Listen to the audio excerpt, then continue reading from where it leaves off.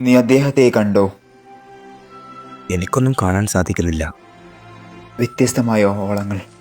അടുത്തു ചെന്ന് നോക്ക്.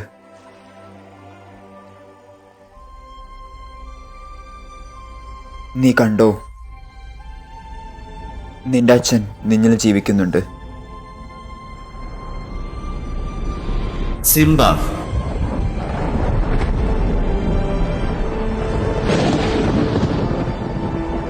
അച്ഛാ, സിംബ, കാലം എന്ന ചക്രത്തിൽ നീ നിന്റെ സ്ഥാനം ഏറ്റെടുക്കണം.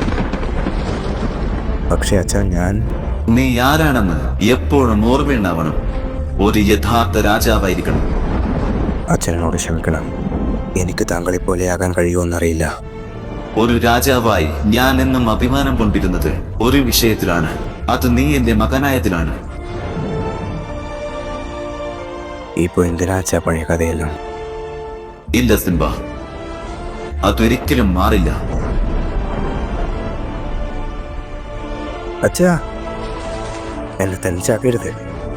ഞാൻ എപ്പോഴും നിന്റെ കൂടെയുണ്ട്. നിന്റെ ഉള്ളിലുണ്ടാവും ഞാൻ. നീ ആരാണെന്ന് ഓർമ്മയുണ്ടാവണം. മറക്കരുത്.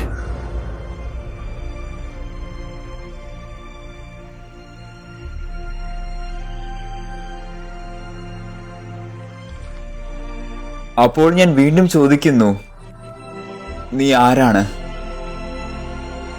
ഞാനാണ് സിംബ. എൻ്റെ അച്ഛൻ മുഫാസ.